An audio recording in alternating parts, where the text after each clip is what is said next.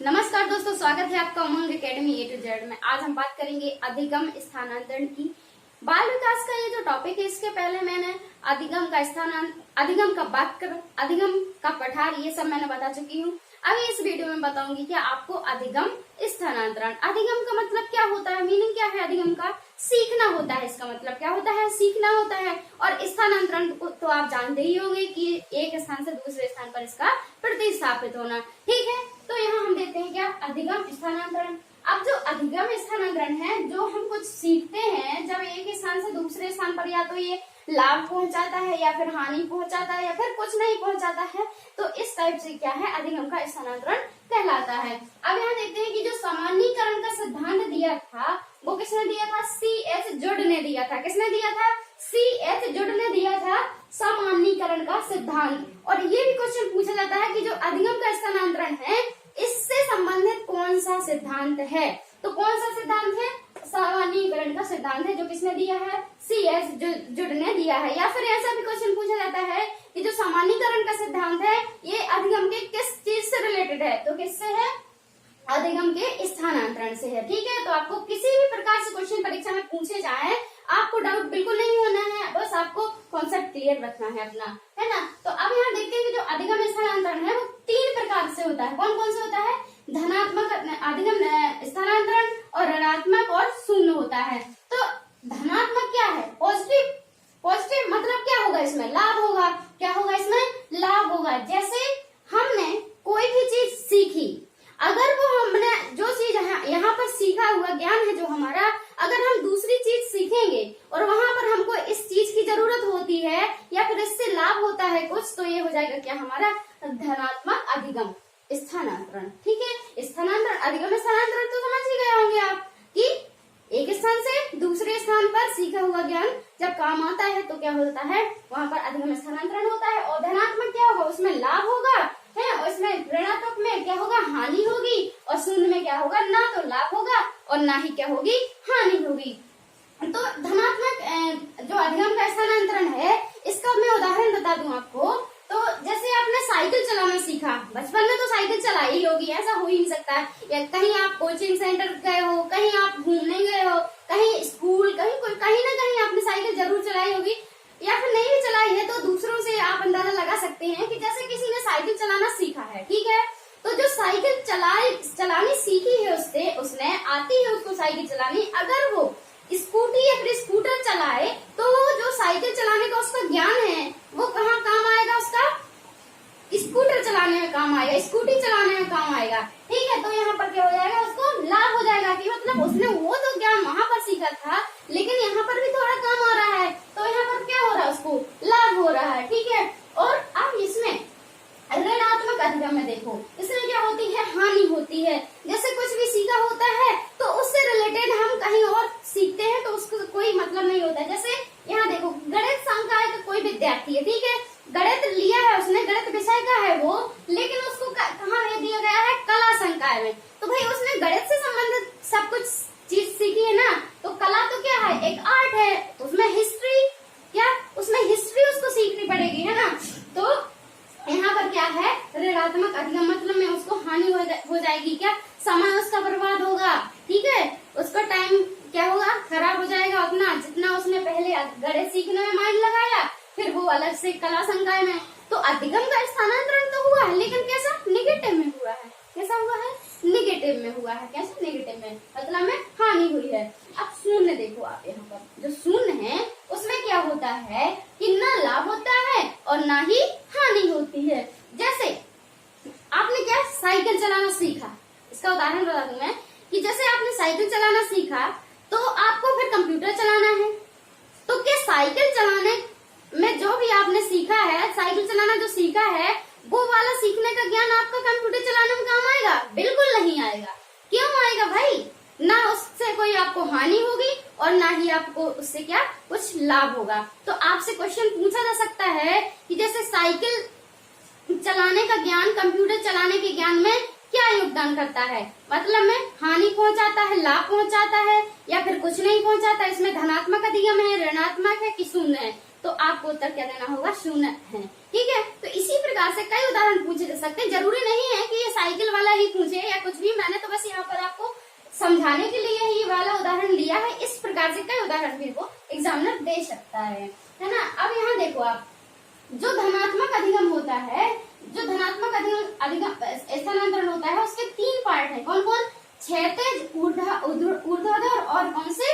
द्विपार्श्व। आपको कई बार गौण के बारे में बता दिए जाते हैं कि जैसे जो मुख्य है धनात्मक, ऋणात्मक और शून्य, तो इसके जो मुख्य पार्ट हो गए और जो गौण पार्ट हो गए। कौन कौन? क्षैतिज, ऊर्ध्वाधर और द्विपार्श्व। और कई बार ऐसा होता है कि जो धनात्मक अधिगम है इसी के अंतर्गत इन तीनों को रख दिया जाता है। अब यहाँ पर क्या है, जो क्षैतिज होता है उसमें देखो आपकी क्या होता है, जो समान परिस्थिति में लाभ हो। क्या समान परिस्थिति में? ऐसा ना हो कि ज्यादा ऊंचे में या फिर कम में, ऐसा कुछ नहीं होता है। इसमें क्या है, समान परिस्थिति में लाभ होता है। जैसे गणित में सीखा गया जो जोड़ घटाना गुणा भाग होगा, वो कहाँ आपका अर्थशास्त्र में भी कैलकुलेशन में काम आएगा। जो चीज आप गणित में यहाँ सीखेंगे, जोड़ घटाना गुणा भाग, वो यदि आपने मतलब अर्थशास्त्र जैसे पैसे से लेन देन संबंधित ये चीज होती है, तो उसमें आपका एक काम आएगा। क्या? जोड़ घटाना गुणा भाग। तो क्या है, इसमें लाभ तो हो रहा है, लेकिन कैसा हो रहा है? सामान मतलब है नॉर्मल सा हो रहा है। ठीक है, अब यहाँ देखो जो ऊर्ध्वाधर होता है, जो ऊर्ध्वाधर है, इसमें क्या होता है, उच्च परिस्थिति में लाभ होता है। कैसा? उच्च परिस्थिति में होता है। हिंदी में सीखी व्याकरण संस्कृत में लाभ देती है। जैसे आपने हिंदी की व्याकरण सीख ली तो वो कहाँ पर भी काम आती है, संस्कृत में भी काम आती है। कहाँ पर? संस्कृत में भी काम आती है। तो आपने इस चैनल में ये भी देखा होगा कि जो संस्कृत की जो पेडागोजी कुछ सर ने बनाई थी, तो उसमें हिंदी और संस्कृत दोनों की क्या एक सी है, क्या एक सा सिलेबस दिया हुआ दोनों का। बस क्या है, वो लैंग्वेज बस अलग होगी, लेकिन कुछ उसमें रिलेटेड चीज एक सी दोनों में कॉमन होगी। तो इसमें वही है कि हिंदी में अगर व्याकरण आपने सीख ली तो वो थोड़ी बहुत क्या संस्कृत में भी काम आएगी या फिर लाभ पहुंचाएगी। तो क्या है, जो उच्च परिस्थिति, भाई व्याकरण है कोई छोटी मोटी चीज थोड़ी ना है, ये भाषा को क्या शुद्ध रूप देती है, क्या? व्याकरण। ठीक है, और मैं अभी क्या है, संस्कृत की जो पेडागोजी है आपके एग्जाम में आएगी, पेडागोजी 15 नंबर की, सीटेट में भी और एमपीटेट में भी दोनों में आती है। तो मैं उसकी अभी पेडागोजी को सॉल्व कैसे करते हैं ये वीडियो लेकर आऊंगी इसके बाद में। और इससे रिलेटेड पेडागोजी से जितने भी प्रैक्टिस सेट जिस प्रकार के क्वेश्चन पेपर में पूछे जाते हैं, वो सब मैं आपको यहाँ पर वीडियो के साथ लेकर के आऊंगी। ठीक है, तो आप बने रहना मेरे चैनल के साथ। अब क्या है, द्विपार्श्विक। क्या? द्विपार्श्विक जो अधिगम स्थानांतरण होता है, इसमें भी लाभ ही होता है। जैसे शरीर के एक भाग से सीखा गया अधिगम दूसरे भाग में लाभ पहुंचाता है। जैसे उदाहरण दिया है बात कि दाएं हाथ से लिखने का अधिगम बाएं हाथ से लिखने में सहायक है। जैसे हमने क्या दाएं हाथ से कुछ लिखना सीख लिया है, तो हमको दोबारा बाएं हाथ से भी लिखना नहीं पड़ेगा, सीखना नहीं पड़ेगा। हमने जैसे दाएं हाथ से लिखते थे, हाँ स्पीड कम हो सकती है, इसमें कोई संदेह नहीं है, लेकिन क्या है, हम लिख जरूर लेंगे। क्या? भले ही टाइम ज्यादा लगे, लेकिन हम क्या करेंगे, लिख जरूर लेंगे। तो क्या है, दाएं हाथ से लिखने का अधिगम बाएं हाथ से लिखने में सहायक होता है। ठीक है, जैसे हमने दाएं हाथ से बस लिखना सीख लिया, तो हम बाएं हाथ से भी ऑटोमेटिकली लिख सकते हैं। ठीक है, इसके लिए आपको दोबारा से नहीं सीखना पड़ेगा कि आ कैसे लिखते हैं। जैसे हमने पहले दाएं हाथ से सीखा कि आ कैसे लिखते हैं, ई कैसे लिखते हैं, ऊ कैसे लिखते हैं, तो हमको बाएं हाथ से दोबारा नहीं सीखना पड़ेगा। बस क्या है, वैसे ही हम शेप बना देंगे जैसे हम दाएं हाथ से बनाते थे। ठीक है, तो ये क्या हो जाएगा, आपका द्विपार्श्विक अधिगम स्थानांतरण हो जाएगा, है ना। अब धनात्मक जो अधिगम का स्थानांतरण है, उसकी कुछ और फैक्ट है कि जो धनात्मक अधिगम है, अगर इसको निरंतर प्रयास करते रहेंगे, मतलब सीखते रहेंगे निरंतर, ऐसे ही जो चलता रहेगा, तो वो क्या है, हमारा आदत में परिवर्तित हो जाता है। क्या? आदत में परिवर्तित हो जाता है। किसमें? जब धनात्मक अधिगम का निरंतर प्रयास करते हैं ना, तो क्या आदत में परिवर्तित हो जाता है। और जब आदत में परिवर्तित हो जाता है, तो वो क्या होता है, इसकी विशेषता क्या है आदत की? रुचि, मतलब में इंटरेस्ट लगने लगता है हमको, है ना। और समय की क्या बचत होती है। जैसे आदत, जो चीज आदत में रहती है हमारी, तो वो हमको क्या जल्दी कर लेते हैं हम, और ऑटोमेटिकली हो जाती है। ऐसा भी नहीं कि हमको उसमें जोर लगाना पड़ता हो, ऐसा कुछ नहीं है। अगर हमारी जो चीज आदत में होगी, वो हम बहुत जल्दी ही कर लेते हैं। ठीक है, और तीसरा यहाँ पर शीघ्रता, मतलब में जल्दी हुई, और शुद्धता, क्या है, शुद्धता भी। अगर हमको अच्छी लिखावट जल्दी से कर लेते हैं हम, या फिर शुद्ध चीज लिख लेते हैं कुछ, तो हम उसको जो अधिगम का स्थानांतरण होगा, उसमें भी हम जल्दी से इसको कर लेंगे।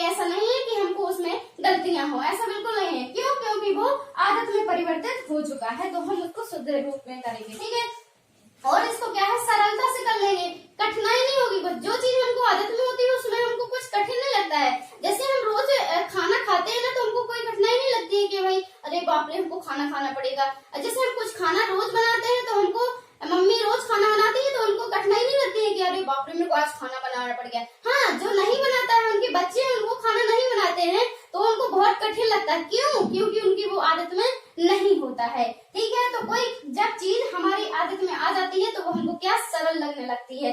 और ऐसी कोई भी चीज नहीं है कि जिसको हम आदत में डालें और वो ना आए, क्योंकि प्रयास हम निरंतर करेंगे तो वो एक ना एक दिन आदत में आ ही जाएगी, ठीक है। और इसमें क्या होता है कि ध्यान का भी क्या, अभाव होता है। इसमें ध्यान नहीं देना पड़ता है ज्यादा। जैसे हम चाय बनाते हैं, ठीक है, तो चाय अगर हम कुछ और चीज भी कर रहे हैं, जैसे हमारा माइंड कहीं और है, लेकिन हम चाय बना रहे हैं तो ऑटोमेटिकली हम क्या, चाय और शक्कर डाल ही देंगे। इसके बाद में हम दूध डालेंगे और हमको वहां पर क्या, दिमाग नहीं लगाना पड़ेगा, ठीक है। तो क्या, ध्यान का भी अभाव रहता है किसमें, आदत में, है ना।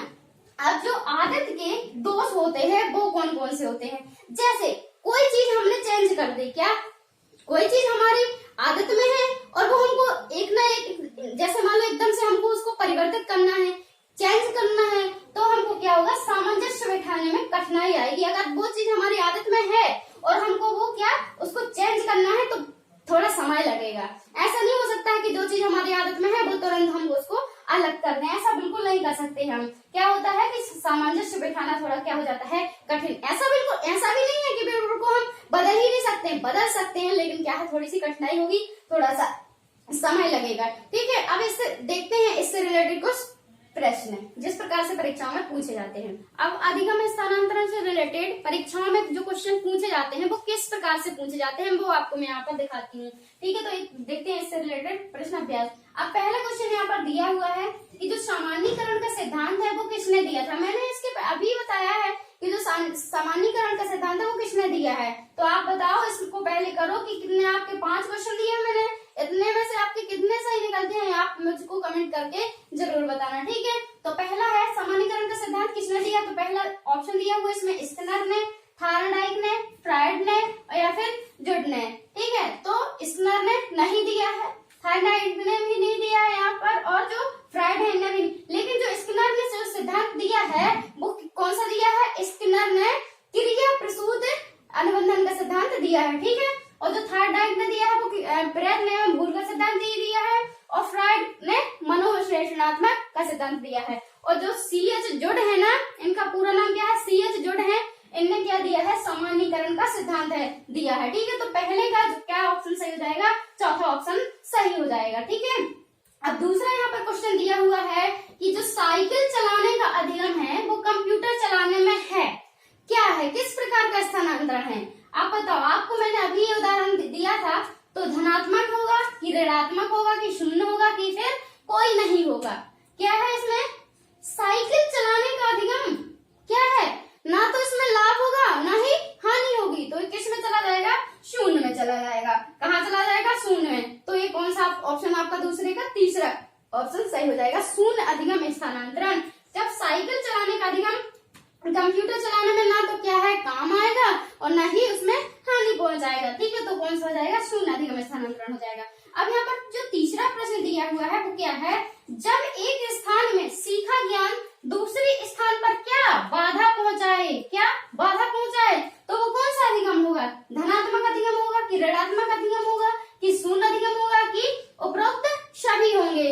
सभी तो हो ही नहीं सकते, क्योंकि इसमें लाभ होता है, इसमें हानि होती है, इसमें ना लाभ होता है ना हानि होती, तो सभी तो हो ही नहीं सकते हैं। तो आपका चौथा नंबर तो वैसे ही गलत हो जाता है। और शून्य में क्या है, ना लाभ ना हानि, लेकिन यहाँ पर क्या बाधा पहुंचाई जा रही है, तो ये भी नहीं होगा, है ना। बाधा का मीनिंग क्या होता है, हानि, ठीक है। तो क्या है, जो हानि है वो किस में आ जाएगी, ऋणात्मक में आ जाएगी। बाधा क्या, हानि ऋणात्मक में आती है। तो आपका जो तीसरे नंबर का जो क्वेश्चन है उसका आंसर नंबर 2 हो जाएगा, ऑप्शन नंबर 2 इसका राइट हो जाएगा, ठीक है।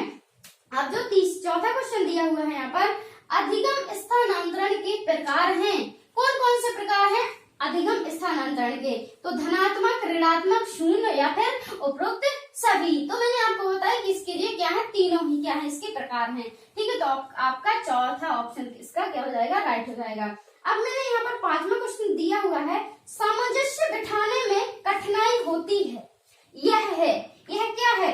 आदत का गुण है, आदत का दोष है, कि आदत के गुण दोष दोनों है, कि इनमें से कोई नहीं है। तो आपको मैंने इसमें आदत से रिलेटेड भी सब चीज बताई हुई है, ठीक है। तो आप इसको, इस प्रश्न का उत्तर मेरे को कमेंट बॉक्स में आप कमेंट करके बताना इसका सही उत्तर क्या होगा। यदि आपसे नहीं बनता है तो वो भी बताना कि आपसे इसका आंसर नहीं आता। वैसे तो इतना इजी ये क्वेश्चन है कि इसका आंसर आप सबसे ही आ जाएगा, क्योंकि मैंने इस वीडियो में इससे ही रिलेटेड सब कुछ बताया है। तो ठीक है, आप इसका आंसर मुझे कमेंट बॉक्स में करके बताना। अगर नहीं आता है तो मैं इसको अगली वीडियो में इसको रिवाइज कर दूंगी, ठीक है। मिलते हैं नेक्स्ट वीडियो।